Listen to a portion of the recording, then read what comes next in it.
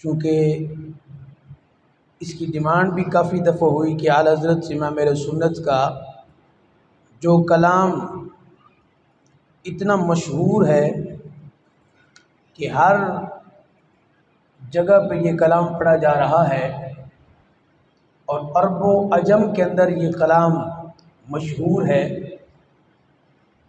تو اس کلام کا کچھ نہ کچھ اس کی وضاحت ہونی چاہیے۔ شروع کے اندر یہ بات یاد رکھیں کہ اعلیٰ حضرت مجدد دین و ملت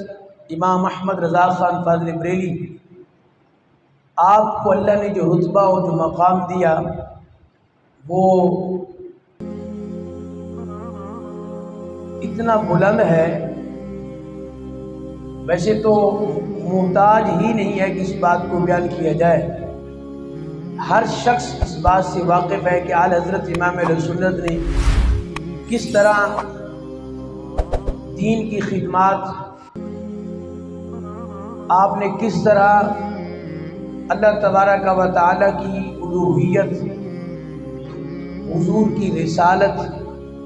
اس کو ناموس رسالت آپ کہہ لیں، صحابہ کرام علیہ رضوان کی عزت و عظمت، ان کی ناموس، اہل بیت اطہار کی عزت و ناموس، ہر چیز پر اعلیٰ حضرت نے پہرا دیا۔ ہر مقام پر فتنہ کوئی بھی اٹھا ہو،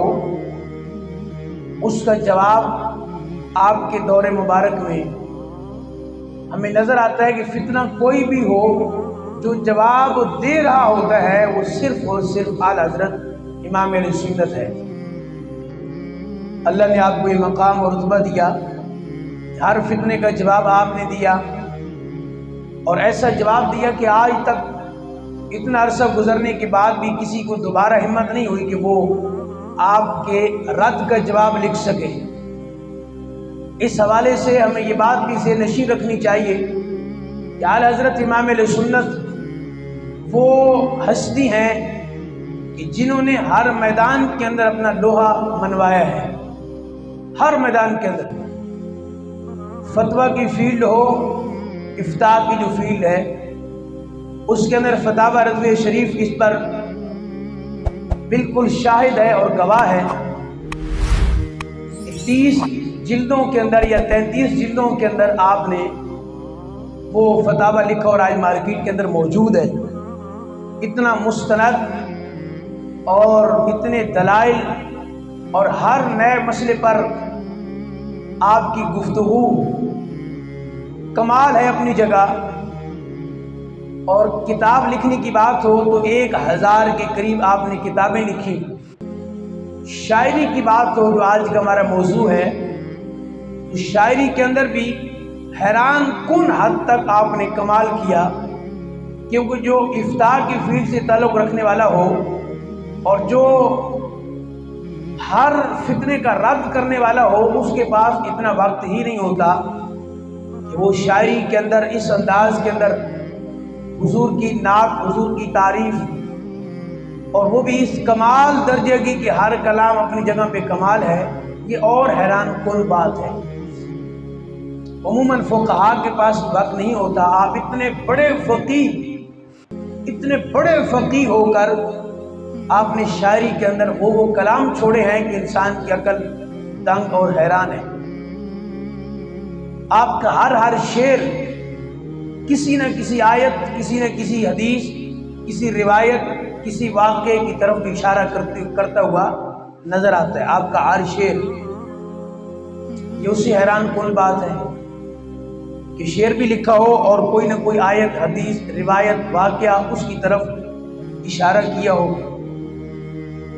آج چونکہ مکمل شاعری پر نہیں، صرف اور صرف آپ کا وہ کلام کہ جو عرب و عجم کے اندر مشہور ہے اور جو اتنا مقبول ہے کہ حضور کے مواضع شریف کے سامنے بھی وہ کلام پڑھا جاتا ہے، اس سے حیران کن بات یہ ہے کہ دوسرے مسالے کے لوگ بھی تعریف کرتے ہوئے نظر آتے ہیں کہ ایسا کلام شاید ہی کسی اس انداز میں لکھا ہو کہ جس کو پڑھنے کے بعد ایک خاص کیفیت انسان پہ طاری ہو جاتی ہو، یہ اس بات کی دلیل ہے کہ یہ وہ کلام ہے جو حضور کی بارگاہ میں قبول ہو چکا ہے۔ یہ وہ کلام ہے جو حضور کی بارگاہ میں قبول ہو چکا ہے، کیونکہ یہ دلیل ہے اس بات کی، مقبولیت کی دلیل یہ ہے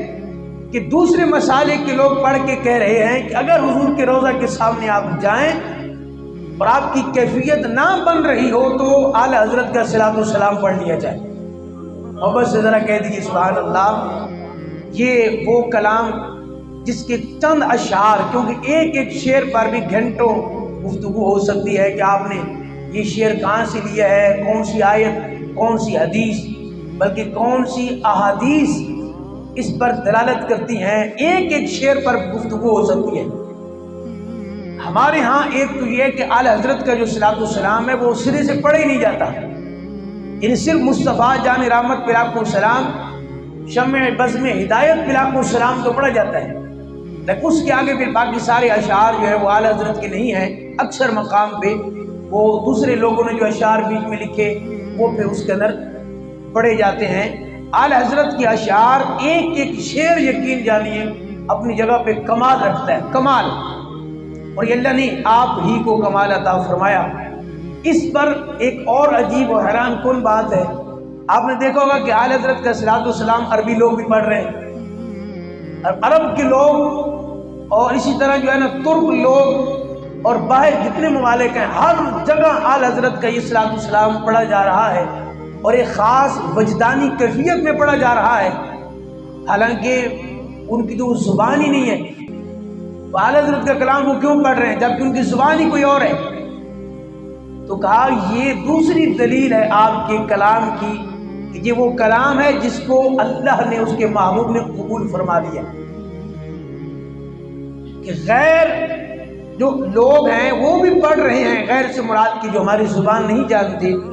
وہ پڑھ رہے ہیں اور ان کو خاص کیفیت حاصل ہو رہی ہے، روحانیت مل رہی ہے، ایمان میں، عشق میں، محبت میں، ادب میں، تعظیم میں اضافہ ہو رہا ہے، حالانکہ وہ جو جانتے نہیں ہیں تو پھر ان کو کیوں یہ سارا کچھ مل رہا ہے؟ تو کہا اس لیے